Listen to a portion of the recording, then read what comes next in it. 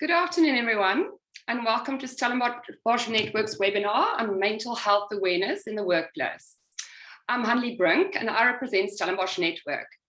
Through various events and programs, we bring like-minded entrepreneurs and innovators together, from industry, government, society, and academia, to share ideas, to make connections and create opportunities for partnerships and collaboration. In doing so, we aim to foster a stronger environment for all businesses in support of inclusive economic growth for the greater Stellenbosch area. Visit our website, stellenboschnetwork.co.za, for more information, and please do register your business as a member. It is free. A very warm welcome today to our extremely knowledgeable presenters, Geoff McDonald and Chrizelda Walters. I'm personally so looking forward to this event. Just having a few conversations about this webinar with Geoff and Chrizelda already inspired me, and after speaking to them, one always ends the chat with a big smile. Juggling work, family, friends, and self-care in normal times are tough. Add to this a pandemic and looting, amongst other things. Goodness, we really are all on the edge. Thank you to everyone who registered for today's event, and very warm welcome to everyone here today. Before we begin, just some background info on our two speakers. Geoff McDonald is a global advocate, campaigner, and a keynote speaker. Geoff is best known for his passion for addressing mental health-related stigmas in workplaces, with a focus on helping organizations embed purpose as a key driver of business performance. This has seen him speak at institutions around the world, including Cambridge, Oxford, Bologna, and Warwick universities, as well as at corporate events across Australia, Japan, North America, Europe, South Africa, Turkey, and Eastern Europe.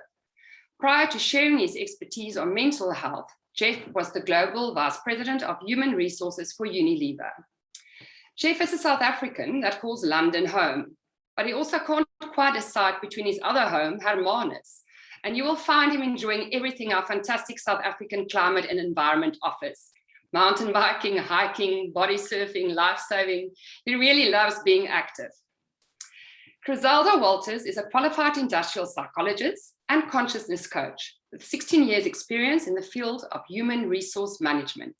She is an associate certified coach with the International Coaching Federation and a registered member of Coaches and Mentors of South Africa. Chrizelda possesses a zest for people and life. She subscribes to a life philosophy of a healthy body fosters a healthy mind, taking care of herself on the physical, emotional, spiritual, and intellectual level. She firmly believes attitude change everything. She consults with FAB Consulting in Somerset West. After the presentation, there will be time for questions from the audience. At the bottom of your screen is a Q&A section. Please type your questions there and I will address these to the speakers. The webinar will also be recorded and we will share the recording with you during the next couple of days. And now over to you, Chrizelda. Thank you, Hanlie, for the introduction, and thank you everyone for joining. Today is about mental health in the workplace, and Geoff and I would like to take you through a few discussion points. Firstly, recovery is possible. Second, ask for help. We also want to focus on symptoms. What are they? How to overcome challenges and the importance of self-care. And then in the workplace, what is psychological safety? What does it look like? How can we foster it? So, Geoff, please share your personal journey with us. And over to you. Wonderful. Thank you, Chrizzy. And hello to everybody who's joined us this morning. It's so weird how life plays itself out. You know, I'm so fortunate that I have a little place in Hermanus that I go back to every year for, I don't know, a month to get a sun injection, because bloody winter in the UK, you know what it's like. So I go and I have a sun injection. And over the last 12, 15 years, I've got to meet Hanlie and Ati on the beach in Hermanus. We've become friends. This December, I was riding my mountain bike in Franschhoek, and I end up riding next to Chrizzy. And here we are today in Stellenbosch, listening to both Chrizzy and myself. So to you, Hanli, thank you so much for giving me this platform today.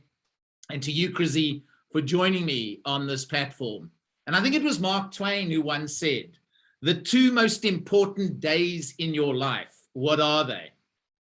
And you know, when I ask that question to audiences all over the world, the most popular response, or the most common response that I get to that question, the two most important days in your life, 99.8% of people will say to me, the day I was born and the day I die. And then I sort of get back into my hotel room in the good old days, you know, when you could travel around the world and do these kinds of things. And I'd lie in bed and I'd think to myself, what is it about the human species that we are so pessimistic about life?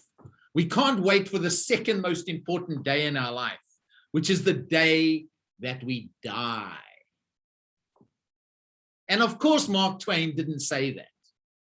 He said the two most important days in our life is the day we were born and the day we find out why we were born. Why? And you know, we've got over 130 odd people on this call today. And I honestly believe that every single one of you that has joined today was born with a unique gift. And when you uncover that gift, you can bring it to the world to make it a better place. But you know what happens? We get caught up in the rat race of life. We never take time out to really reflect on the things that we truly, truly care about, beyond being a good mother or a good father or a good husband or a good wife or partner. And then when people give us compliments, and it's the same compliment all the time, we fob it off as if to say, no, that's not true. Yet that is probably a clue to that unique gift that we all possess, that we can bring to the world to make it a better place. And you know, I'm very clear on that sense of why. And let me tell you what my why is. It's a very simple why. And that is to try and create workplaces. And you know, of course, Unilever, where I spent 25 years working, is a workplace. And of course, Capitec is a workplace. And of course, Checkers is a workplace. And Woolworths is a workplace. But you know, a kindergarten is also a workplace. A university is a workplace. A startup is a workplace. A scale-up is a workplace. And I want us to have workplaces all over the world. And not only workplaces, I want us to have family groups, friendship groups, where people in those settings feel that they genuinely have the choice to put their hand up and to just ask for some help if they are struggling mentally or emotionally. And you know, I don't think that that is a very audacious or lofty purpose. And let me tell you why. Because in every single workplace, everywhere in the world, in every family group, in every friendship group, if you had a common physical illness, the flu, glandular fever, God forbid, COVID, you'd put your hand up and ask for some help. You turn to your line manager at work. You turn to a peer. You turn to your husband, your wife, your partner. But you know, we live in a world today where, as I speak to you right now, there are billions, not millions. There are billions of people suffering in silence.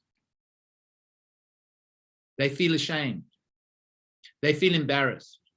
They think their career will come to an end if they put their hand up and ask for some help because they're struggling mentally or emotionally. And you know, there are 140 odd people on the call, and there are people on this call today who might be struggling. How can that be in the 21st century? How can it be in the 21st century when you know every single one of us on this call today is mental? There's not one of us on this call, including me, who's not mental. We're all physical and we're all emotional. And some of you would say we're also all spiritual. Yet we live in a world where we can't talk about our mental and emotional struggles when we need to. How can that be? In a century when we've put men and women on the moon and we brought them back safely. Elon Musk is going to stick us into Mars one day. Now, you might say to me, Geoff, why are you so passionate about trying to create that kind of world? And I'm going to share a bit of a story with you today. And before I share that story, I want you to know that some of it might be confronting. Some of it might feel quite raw. And if it feels like that for you, please, please just do me a favor. Turn to someone you love, someone you trust, and ask for some help. And the story started back in 2008. I'll never forget the date, 2008, the 25th of January. And the reason I don't forget that date is because on the 26th of January, my eldest daughter, Jennifer, was going to turn 13. So you can imagine how much excitement there is in our household on the evening of the 25th of January, 2008. Why? Because this young girl at midnight on the 25th is going to go through a rite of passage. She's going to become a teenager. And there's some of you on this call that can resonate with that feeling and how excited you were when you became a teenager. And I get woken up at midnight with the most massive, massive panic attack. Now, I'd never experienced a panic attack in all my life. I mean, the word panic attack wasn't even part of my vocabulary. I don't think I'd ever had a conversation with anybody about a panic attack. The ends of my fingers are tingling. The ends of my toes are tingling. My heart is beating profusely. The bed sheets are wet with sweat. I'm struggling to regulate my breathing. And because I'm so naive to this, I think I'm about to have a heart attack. And I remember I bumped my wife, Debbie, and I said, Deb, I think I'm about to have a heart attack. And she said, why? And I expressed what I was feeling. And she said, well, why don't you get up, walk around the room, take some deep breaths, which I did. And slowly, slowly, the levels of anxiety began to subside. I got back into bed, but I couldn't go back to sleep. Why? 3 reasons I couldn't go back to sleep. The adrenaline was pumping through my body. Secondly, I was petrified that if I fell back to sleep, it would happen again. And there are people on this call who've experienced a panic attack. And I bet you would join me in saying you wouldn't wish it on your worst enemy. And the third reason I couldn't go back to sleep is I developed a capability to catastrophize over the most insignificant issues in my life. Jeepers, could I make a mountain out of a molehill? I remember having a sore on the inside of my mouth and getting up at about 3 in the morning, walking into the bathroom, interrogating the sore, getting back into bed and convincing myself I had the beginnings of throat and mouth cancer. Convinced. 7 o'clock the next morning, who comes running into our bedroom? Jennifer. It's her 13th birthday. She's so excited. We have a tradition at home where we open presents at the end of the bed on birthdays, and her little sister Anna comes running in after. And all I can say to Anna, to Debbie, and to Jennifer is please, please, just leave me alone. Please leave me alone. There's no ways I can engage in anything that is joyful, where there's excitement, where there's laughter. And all I want to do is I just want to take the duvet and I just want to pull it over my head. And for the life of me, I can't get myself out of bed. Debbie takes the kids downstairs, they open presents, they go to school. She gets back at 10 o'clock. Where am I? Still in bed. Now, I'm not the sort of guy who's in bed at 10 o'clock most mornings. As Hanley said, I love the outdoors. I love going for a bike ride or a walk or a trail run. And here I am on my daughter's 13th birthday, struggling to swing my legs onto the side of the bed and get up. Debbie says, "What's wrong?" I said, "I don't know." She said, "You need to go and speak to somebody." I said, "Who?" She said, "Why don't you go and see a doctor?" I said, "What? A doctor? I've got no aches. I've got no pains. I haven't got a temperature. I'm not feeling nauseous. I'm not sick. Why must I go to a doctor?" Cut a long story short, at midday on my daughter's 13th birthday, I'm in a doctor's room. He begins to ask me a bunch of questions. And by the way, one of the early symptoms that is linked to what I was going through is your levels of irritability go through the roof. The smallest little things irritate you like you cannot believe. And so he starts asking me these questions around, tell me about your diet and your weight. I said, I've lost a lot of weight over the last 3 or 4 weeks. Why? Because I wake up feeling anxious. I can't eat breakfast. I can't eat lunch. I've lost a lot of weight. What about doing the things you love doing? Going for a bike ride over the morning. I haven't done exercise for 3 or 4 weeks. I can't even bear to get on my mountain bike or to go for a run. What can you read and can't you read? I can't read a newspaper. Why can't I read a newspaper? Anything negative, sad in a newspaper, the loss of a child, a parent having to bury a child, my biggest fear in life, would just trigger me like you won't believe. What about doing things with friends? I've become a hermit. I just don't want to go out and do things. I just want to be at home. I just want to cave. And then he asked me a really difficult question. He said, "Geoff, have you had any suicidal thoughts over this time?" And you know, if we think the stigma around mental ill health is high, the stigma around suicide is even higher. How many conversations in your workplaces, amongst your families, friendship groups, do you have about suicide? And he said to me, "Geoff, have you had any suicidal thoughts?" And I thought, jeepers, how do I answer this? Because I had over those 3 weeks or 4 weeks. And so I said, yes. He said to me, "Geoff, have you planned it?" I said, "I haven't planned it, but I know the method." And you know, being a male, it'll work. And he looked at me and he said, "Geoff, you ill?" I said, "What do you mean I'm ill, doctor?" I said, "You haven't taken my temperature. You haven't listened to my chest. You haven't looked into my eyes. You haven't looked into my ears. You haven't taken my blood pressure. What do you mean I'm ill?" He said, "You're struggling with anxiety-fueled depression." Me?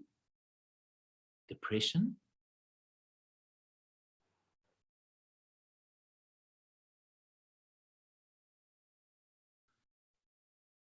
Do you know what my understanding of the word depression was up until that point?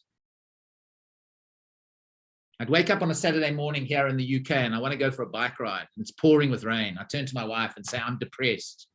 She says, "Why?" I say, "Because it's raining outside." I remember when I first came to live in the UK, Unilever transferred me to the UK in '98 to do a job looking after Africa, Middle East, and Turkey. And I'd been here for about 2 years. And around January time, people used to come to me and talk to me about a thing called SAD. I used to say to them, "What's that?" And they'd say, "No, seasonal effects disorder." I'd say, "What? What is that?" And they'd say, "No, it's the weather. It can influence your mood." And you know, I used to think to myself, what a load of crap. The weather influence your mood. Why don't you just man up, you snowflake? Is kind of what I thought to myself. And here I am on my daughter's 13th birthday, diagnosed with anxiety-fueled depression. Do you know, ladies and gentlemen, as I left the doctor's rooms that day, I made a decision that saved my life. And the decision I made as I walked out of the doctor's rooms is I refused to be burdened by the stigma that is associated with the illness. I refused. Now, I was in many ways very lucky, and there were a few things that allowed me to make that decision. One, I'd got a diagnosis. I felt liberated. Two, I'm the sort of person where I wear my heart on my sleeve. So what you see is what you get. I'm not very good at compartmentalizing my feelings, masking how I feel. 3, I was in a very senior job at the time in Unilever, looking after our home care division around the Unilever world. I wasn't worried about the next job, my career. And finally, I had a line manager at the time who had a compassionate relationship to mental ill health. I was so, so lucky. But you know why that decision saved my life? The reason that decision saved my life is it allowed me to tell people what was wrong with me, my family, close friends, and some of my colleagues. And you know, in my darkest moments, and you know, ladies and gentlemen, I had dark moments. It took me 3 months to get better. I couldn't be at work for 3 months. And in those dark moments when I didn't think life was worth living, I was a burden to everybody else. The world would be better off without me. Do you know what was the only thing that kept me alive in my darkest moments? It was the most powerful emotion in the world. And do you know what it's called? It's called love. It's called love. Jennifer Rush, The Power of Love. When I hear that song, I get goosebumps. And you know, I only could experience that sense of love because I'd been open about my illness. And the second emotion that was so powerful in helping me recover was a sense of hope. I used to meet with a colleague who 2 years prior to my illness had been so sick that he'd been admitted to the Priory here in the UK, a hospital with manic depression. And I used to meet with Martin and I saw he was better. Do you know what he gave me? He gave me hope. He gave me that little bit of light at the end of the tunnel that I could get through this. And yes, over a period of 3 months, I slowly recover. I go back into Unilever. And then in 2012, I'm walking home one evening, 4 years after my crucible moment in life. I'm on a bridge and my phone goes. And at the end of the phone is my wife. And she said, "Geoff, where are you?" I said, "I'm on my way home." She said, "Please, can you get home as quickly as possible?" I said, "Why?" She said, "I've got terrible, terrible news." You can imagine the first question I asked. I said, "Are the girls okay?" She said, "Yes, the girls are okay, but a friend of yours is dead." I said, "What?" She said, "Yes, he died by suicide this afternoon." And you know, ladies and gentlemen, he was one of yours. He was one of yours. From a little town called Stellenbosch. And he was the sort of guy who brought so much light and energy to the world. There's a wonderful saying, Carl Jung said it, "The brighter the light, the darker the shadow. The brighter the light, the darker the shadow." Think about that. And you know, that was him. He brought so much energy, light, and passion to the world. And now he was gone. And I got home that night and I lay in bed and I came to the simplest of conclusions. And the conclusion I came to was that stigma had just killed my friend. He was an alpha male South African. There's no way he could have this conversation. And I lay there and I thought, you know what? That's not fair. Here I am 4 years after my crucible moment, flourishing in many ways. And he's gone. What's the difference? And I came to the simplest conclusion. I'd been able to ask for some help. I'd been able to experience love and a sense of hope. He couldn't. And you know, ladies and gentlemen, that was the catalyst for me to go out into the world and to try and create a world where every single person feels that they genuinely have the choice to just put their hand up and ask for some help.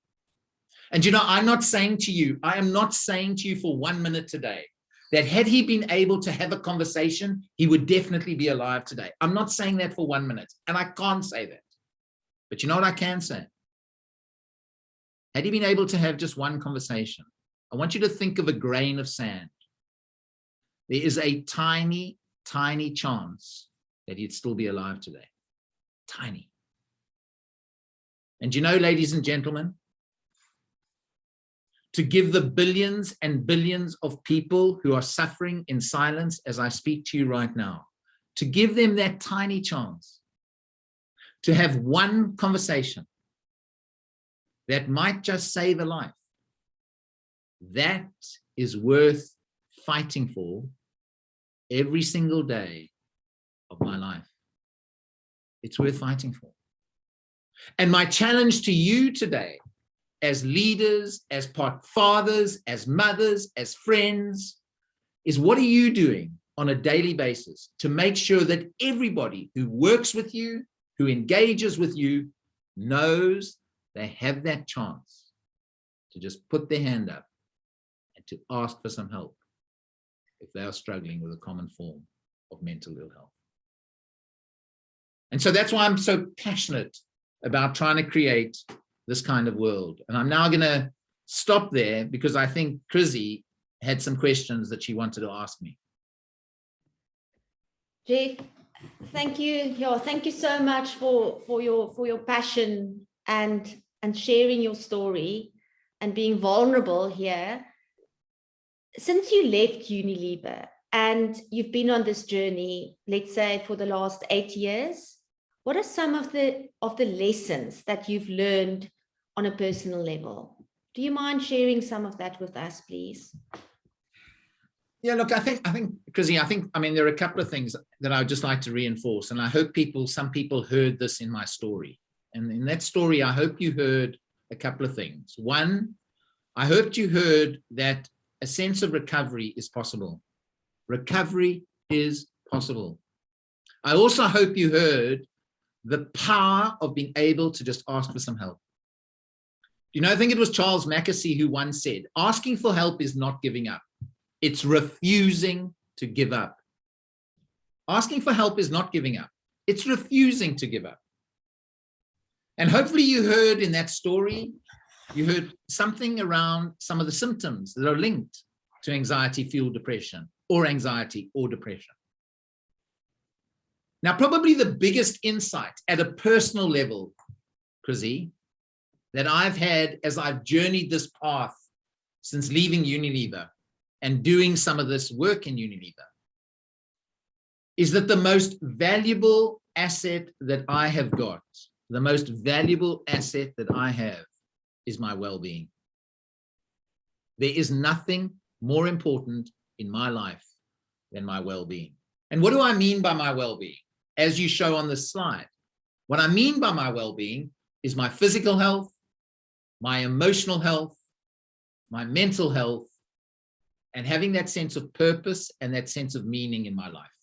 Now, people often ask me, what's the difference between emotional and mental health? Emotional health are my feelings. Sometimes feel sad, content, angry, fearful. My mental health is my cognitive ability. And when I'm feeling very anxious, my cognitive abilities are impaired. What do I mean by cognitive ability? My ability to concentrate, my ability to read a document and remember what I've read, look at some data, analyze it, make a good judgment. And so my well-being is the most valuable asset that I have. And my challenge to all of us today is, where is your well-being on your list of priorities? Where is your well-being? You know, I think it was an air steward who once said that if this airplane drops and an oxygen mask falls and your daughter's sitting next to you, who do you put the oxygen mask on first? You put it on yourself first, and then you tend to your daughter. Where's your oxygen mask? And what I've learned, Chrizzy, in order for me to have the energy to be able to journey this path filled with a deep sense of purpose, in order for me to journey that path, I need to be energized. I need to be healthy. And so what do? I prioritize my health, and I dedicate 60 to 90 minutes every single day to this simple acronym called CAN DO. And what does that look like? What it looks like is I will spend 5 minutes, 10 minutes every single day doing some connection. The C in CAN DO stands for connect. Connect to a friend, connect to a family member, connect to my daughters, connect to nature. 5 minutes, 10 minutes every day. The A, and you know what? Connection is so important for our emotional health. You know, during COVID, part of the reason why we've all been impacted and felt the psychological effects of COVID is because our social connections have been disrupted. As human beings, we thrive off relationships and connection, and those have been disrupted. And so connection and your ability to connect is so good for your emotional health. The A in can do stands for just be active. And I'm not saying you've got to go and run a marathon, but I'm saying take 15, 20 minutes, 30 minutes every single day. Go for a walk around the block. Go for a run. Go for a walk around Kutsenberg if you're living in Stellenbosch. Just get out there and just be active. The N, and it's so good, that's good for your physical health, being active. The N, just try and be nice to somebody every single day of your life.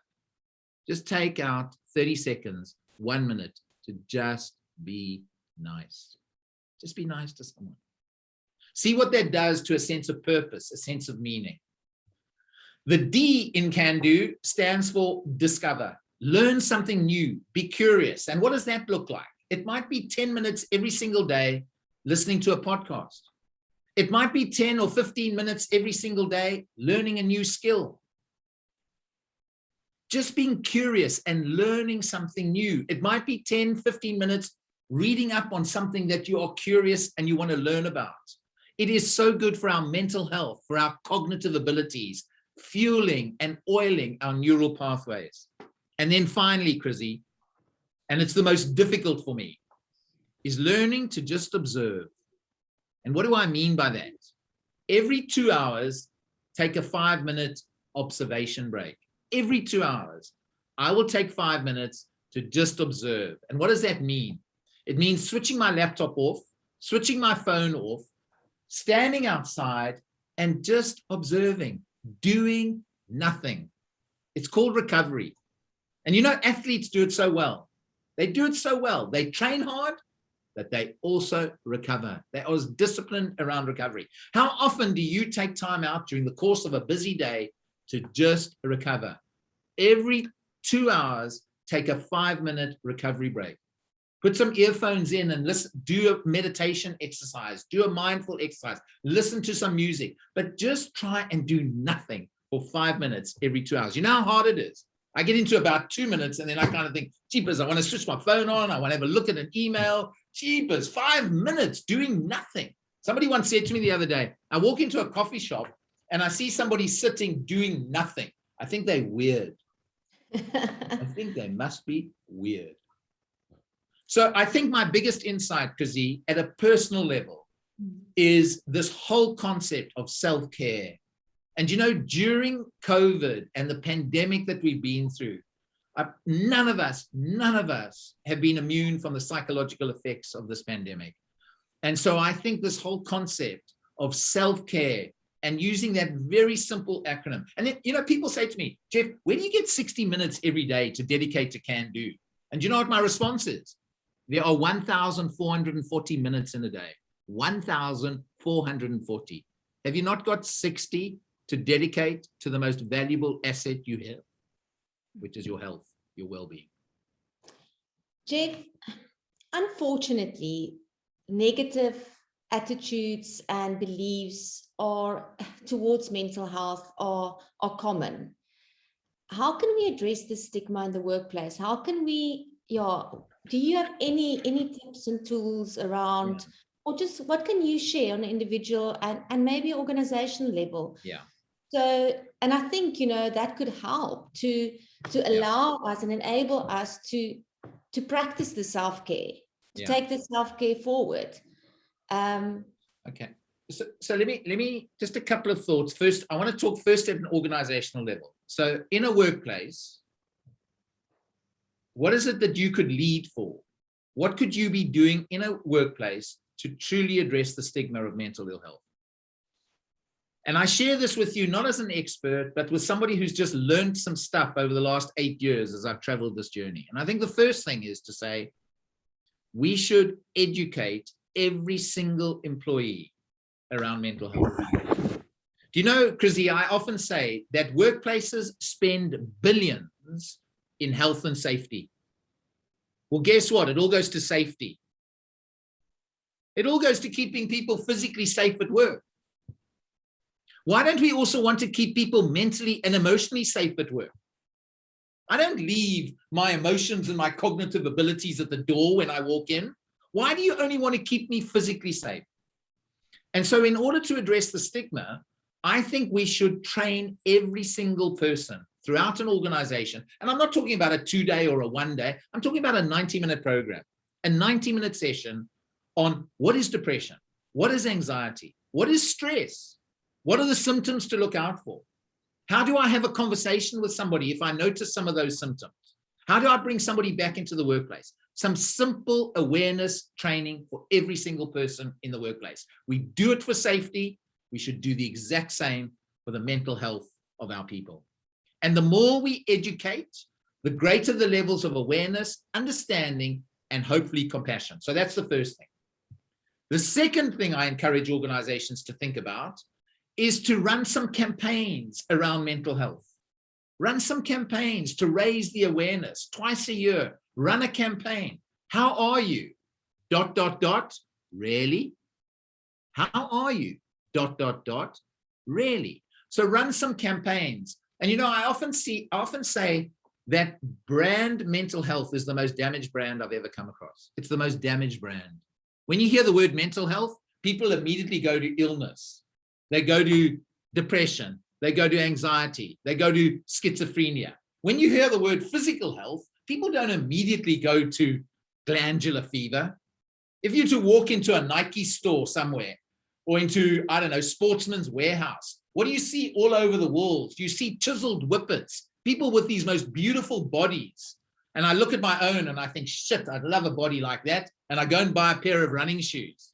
Well, what is it when I see an image around mental health? What do I see? People with their hands in their heads, black and white photograph, some guy in a mental asylum. What is inspirational and aspirational about looking after my mental health? And so I think running campaigns and campaigning in the organization to raise the awareness, really important. And then finally, the third thing, Chrizzy, and it is the most powerful lever in addressing stigma, and that is storytelling. Storytelling. Tell your stories. We've all got a story. And the more we tell these stories, look at it in the Olympics now. I mean, every bloody sportsman is now beginning to tell their story. This is normal. This is normal. We all of us have got a story. And the more we can tell the stories, the more we normalize this conversation. At an individual level, so that's an organizational level, training, awareness building through campaigns, storytelling. At an individual level, you know, I can't leave today without asking nearly the 150 people that are on this call to join me on my crusade, in creating workplaces, family groups, and friendship groups all over the world where we can just feel comfortable to ask for some help. And in order to join me on my crusade, I ask you as an individual to contemplate doing 3 things. The first is reflect on your relationship to mental ill health. What is that relationship? Please just go away and reflect on it. Is it an intolerant one where you see people like me as a snowflake? Or do you have a relationship of true compassion to mental ill health? And for those of you that are on the call today who think I'm a snowflake and who are intolerant to people who are struggling with mental ill health, I ask you to do one thing for me. Just go and be curious. I just ask you to go and be curious. Go and read, go and learn, go and talk to somebody who has struggled in the past. And the more curious you become, hopefully one day you become compassionate. So that's the first thing we can all do. Reflect on our own relationship. The second thing we can all do is we can just, Hanley, I love it. You have catalyzed a conversation today. We can all just have this conversation amongst our friends, our family, in our workplaces. And I honestly believe that if we can just have the conversation, anything is possible. John F. Kennedy once started a conversation in some little room in the White House about putting a man on the moon and bringing him back safely. Guess what? It happened from one conversation. So please go out and get this conversation going. And the final thing I would ask you to do, when you're ready, when you feel coached, supported enough, when you feel that it might be psychologically safe enough to do, please tell your story. Please tell your story. Now, not everybody's got a story like mine where you've got a crucible moment in your life, but we've all got a story. We've got a friend, we've got a husband, we've got a partner, we've got a son, we've got a daughter. And if you're going to tell a story of somebody else, please get their permission first. Please get their permission first, because we still live in a world of stigma. But the reason I encourage people to think about telling their stories, the reason I ask you to think about doing that is because every story that we tell is like sending a lifeboat out into the ocean. And you know, the billions and billions of people who are suffering in silence, when they hear that story, when they see the lifeboat, you know what they do? They cling on to it. And they realize two things. The first thing they realize, Chrizzy, is they're not alone. And you know what the second thing they realize? Is they just normal, like me, like me. So we can do stuff at an organizational level, and we can all do stuff individually. Reflect on your relationship, keep this conversation going, and when you're ready, please tell your story, because we've all got a story. Geoff, thank you for that. And in the workplace, what do you think is the role of, is it worth, because I was thinking also today, you know, it's tell your story from a personal level, but also then in the workplace, where does this fit in? So I was thinking to talk a little bit more about, or just to take a closer look at psychological safety. And do you think that is something that we should consider looking at?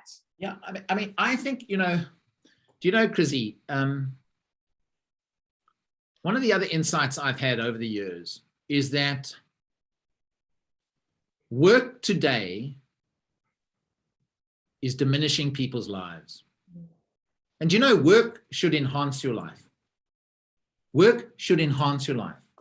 We need to create workplaces where people's lives are enhanced by going to work, not diminished by going to work. And if you don't believe me, read Professor Pfeffer's book from Stanford University called Dying for the Paycheck. Dying for the Paycheck. People are dying because of workplaces today. And I think we have an opportunity as we move through the pandemic, as we go through that portal, there's a tiny, tiny opportunity for us to rethink, what does the workplace look like? And how do we create a workplace which is going to enhance people's lives, where people feel that they can be truly themselves when they come into the workplace? Now, that is only going to be possible. That is only going to be possible if we create a workplace where there's true psychological safety, where people feel they can just be who they are, and by coming to work, their life can be enhanced. And maybe you want to talk a little bit about what do we mean by creating a psychologically safe workplace? Thanks, Geoff. Yes, so let's take a closer look at psychological safety. And on the screen is the definition. So I'm just going to read it to you and you can follow me. Psychological safety describes a belief that neither the formal nor informal consequences of interpersonal risks, like asking for help or admitting a failure, will be punitive.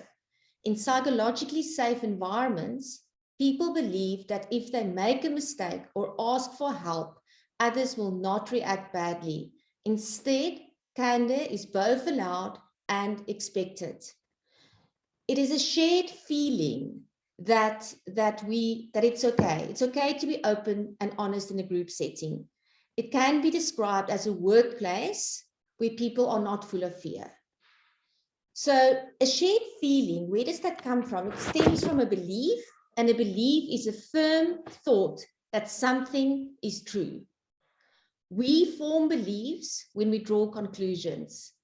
We need to come to the conclusion that we are safe at work without the fear of being embarrassed, marginalized, or punished in some way. The workplace traditionally, and as Geoff has also shared and some of his experience, is all about results. Results meaning performance and bottom line. So where the psychological safety then fits in. The first and most critical step is creating a workplace that is committed to mastering the following behaviors, and it starts with trust. We need to trust one another on a fundamental emotional level, and we need to be comfortable to being vulnerable. This is essential because it's important to realize that feeling safe at work, psychological safety, isn't the result of being nice or making allowances. It is dependent on a certain level of healthy conflict. And when there's trust, we are not afraid to engage in passionate debates or issues and decisions that are key. When we engage in unfiltered conflict, even when there are disagreement, we can achieve real buy-in that enables commitment, accountability, and achieving the results as set out. So how do we foster psychological safety? We need to start at a fundamental level with an attitude change. Mental health needs to become a strategic priority. And what is attitude? Attitude refers to a set of emotions, beliefs, and behavior. And often our attitude is the result of experience or upbringing and have a powerful influence on our approach. So while attitude is lasting, it can also change. So this can be changed. And if we talk about attitude, what are we referring to? Attitude has three components: affective, behavior, and cognitive. So our feelings are powerful messages. Don't ignore them. Behavior, what we do, and cognitive, how we think and reason. So we need to, if we want to change something, if we want to change our attitude towards mental health, we need to stop and think. We need to take into account our feelings, the stigma, the behavior, how do we approach, what do we do, and how we think. And then we need to establish a shared understanding of what a psychological safe work environment means. People tend to need proof and explicit allowance. So this means talk about it. Walk the talk. Only works if you are really believe in what you are doing. Because human beings, we have a sixth sense to identify authenticity. So if you don't really believe in this and believe in leading and engaging, people will notice the fake and we will lose the trust, which is fundamental to achieving results in the workplace. Demonstrate engagement, be the role model, demonstrate engagement, show understanding, listen to understand, be aware of your body language, be aware of your facial expressions, because you speak without words. And then speak human to human. There's a wonderful exercise that are called the Just Like Me reflection exercise, where you consider statements like, this person that is sitting opposite me, that are working with me, has beliefs, perspectives, and opinions just like me. This person has fears and goals just like me. This person has a family life, has stress and strain just like me. So we need to ideate mental health, and not just the awareness. We need to change our attitude towards this. How? Collaborate. What is important? Not just once off, daily, weekly, monthly. Don't make assumptions. Don't settle for the obvious. Keep on asking the questions. Brainstorm all ideas and share your truths openly. State your reality. So Hanli, I think I'm just looking at the time. It's 10 to 2. Can we open up the floor for some questions and answers? And yeah, Geoff, are you happy with that? Wonderful. Fantastic. Thank you. Thank you. Thank you, Chrissy. Thank you, Chrizelda. Thank you so much to both of you and Geoff for sharing your story with us. We do indeed have some questions. So And also just a few conversations in the chat box, which is great. Everyone's saying they're loving the storytelling, and I agree. I think that's how we all learn. And for Stellenbosch Network, that's always been important. Storytelling, people get inspired by that. And the same with mental ill health, absolutely. As I would like to just address some of the questions to you. So how do you deal with anxiety, OCD, depression, and feeling that you are being micromanaged at work altogether? Sometimes psychology sessions does not help if nothing changes at work. Yeah, look, I think that's a wonderful question. And I think that, that's why I often say when it comes to this whole concept of well-being, and enhancing the well-being of your staff. Why would you do that? You do that because you want energized people at work, and energized people, at the end of the day, they produce, they perform. And when they're not energized and they're not healthy, they can't perform. And COVID has proved that. Now, I then often ask the question, why then is the well-being of your people not a strategic priority in your business? It's the most important enabler of performance, is having healthy, happy, energized people. So why is it not a strategic priority? And in order for it to be a strategic priority, I think, of course, you've got to address the stigma of mental ill health within the workplace. That's one of the things that you would do. But I think the other thing you have to do is I often say that if the flower doesn't bloom, there's nothing wrong with the flower. It's the environment it lives in. So if you don't fertilize it, if you don't give it a bit of water, and so, yes, individuals can take responsibility to enhancing their overall well-being by doing a bit of can-do or seeing a psychologist or whatever works for them. But then also the workplace has got to create an environment that is conducive to enhancing the health and the well-being of people. And so you've got to look at the ways of working. And I often encourage organizations to think about audit your ways of working, audit the processes, the policies, the systems that are causing stress and strain, and change some of those things, rather than just having a well-being week, or having a few bananas next to the till in the canteen, or we've got a few nuts in our meeting rooms now instead of sweets, we've got fruit. I mean, that's just ticking the box. And so I think this question is so important. If we're going to take this stuff seriously, yes, we've got to address the stigma. Yes, we've got to encourage people to look after their own well-being. But yes, we've also, as an organization, got to relook our ways of working and change those ways of working that will help to take some of the stress and the strain out of the system. Fantastic. Thanks so much, Geoff. Another one, how can I, as a team leader, identify the fine line in the moment between mental illness and taking advantage of the situation? As a company, we have helped this specific person with weekly counseling sessions, but she also did mention that sometimes she is taking advantage because it is so easy.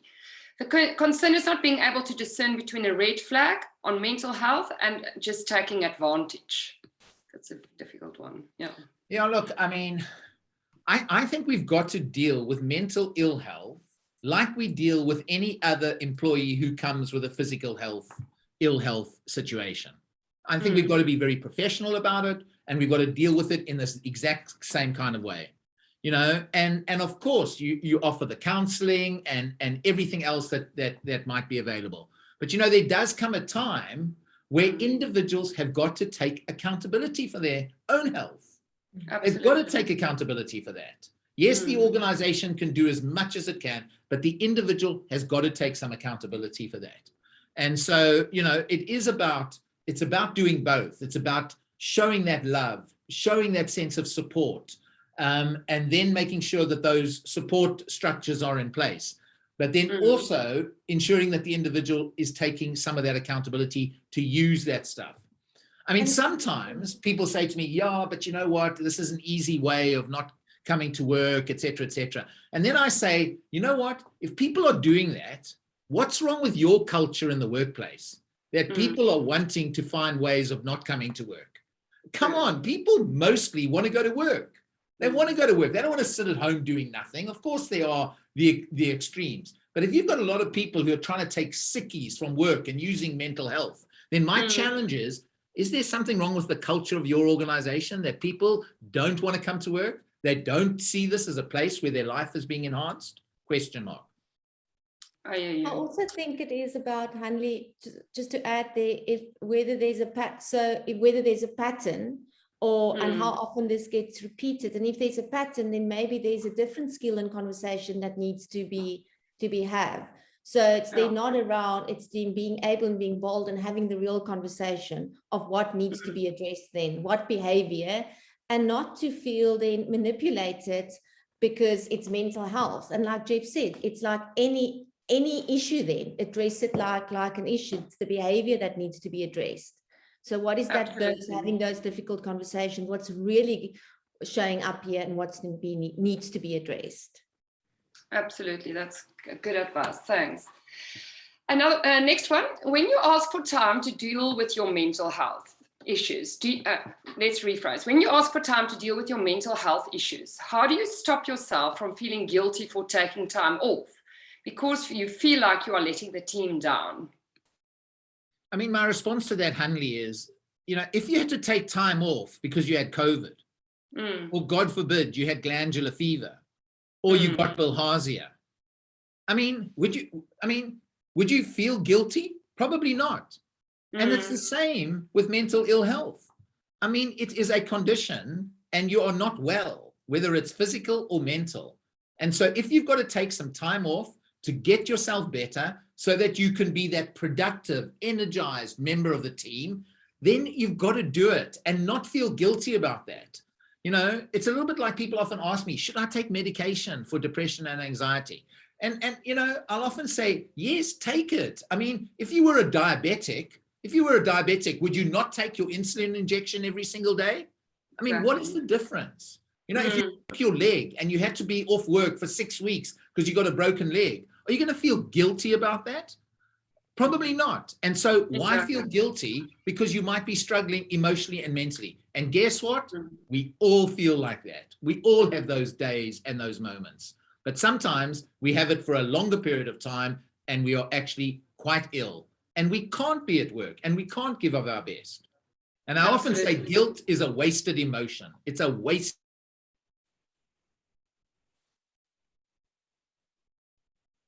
Next question. How do you reframe the decision-making of leaders to shift from return on financial capital only to making the shifts which authentically embrace well-being as part of the return to stakeholders, and therefore an investment and hence a return in social capital? Yeah, I think Emilio has asked that question. Yeah, that is a huge question. All right. It is. And I would happily take that offline with him because I think I think organizations have got to reframe and rethink why do they do what they do? Why do they do what they do? A sense of organizational purpose. All right. And people often say to me, oh, but Geoff, we know why organizations do what they do. It's about growing and it's about being profitable. Now I say that is the consequence of being a good business. It's not its purpose. It's the consequence of being a good business is to grow and be profitable. But I think if you can move beyond thinking about the why you exist as an organization, if you can move beyond growth and profitability and answer that question, why do we do what we do? Create a sense of organizational purpose. And then once you have a sense of organizational purpose beyond growth and profitability, then we can talk about and engage in the role that various stakeholders play in delivering that sense of purpose. And my experience in Unilever is when we were able to truly define that sense of purpose, embed it into the organization, it has transformed the performance of that organization.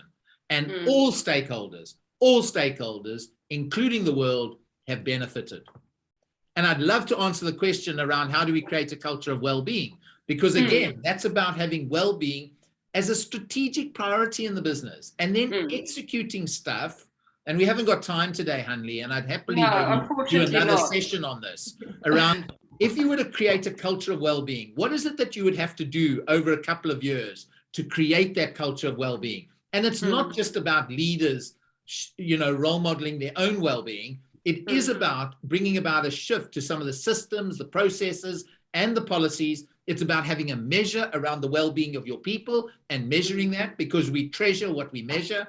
It's about understanding the ways of working. It's about addressing the stigma of mental ill health. I mean, there's a huge amount that, you know, I mean, you could create a roadmap, 2 to 3 years of the things that you would execute, because I often say that culture is a consequence. It's an outcome of stuff that you do, leadership behavior, and a shift to systems, processes, and policies within the organization. Thanks, Geoff. I would love to keep chatting and asking the other questions, but we did so wanted to, and I know it's a difficult time. It's, you know, everyone's a webinar out, but look, I think we need to wrap this. So just a big thank you to everyone for joining us today. A special thank you to Geoff and Chrizelda for sharing your expertise and your experience with us. I do think we all needed this right now. Thank you for inspiring us to take care of ourselves, but also each other. We all need to check in with friends, colleagues, family members, and ourselves more often. And let's can do every day. Thank you, Geoff and Chrissy. We really appreciate your time. We will share the recording with everyone in the next day or so. But thank you for your time, and I hope everyone can learn from this. I know they will. So just a big thank you. Thank you so much. Yeah. Thank you, Hanley. Thank you, Geoff, and thank you everyone for availing yourself and yeah, being here. Really appreciate it. Thank you, Chrissy. And I'll also share Chrissy's website. She's in Somerset West with everyone afterwards. Yeah, and if you need to get in touch with everyone, you'll have my email address, so you can contact me as well. Geoff, I hope the sun is shining. It's not shining in Stellenbosch today, so I hope the UK is beautiful. No, there's a bit of sun. There's a bit of sun. Okay. Thanks, guys. Thank you. Thanks, guys. Thank Bye. you.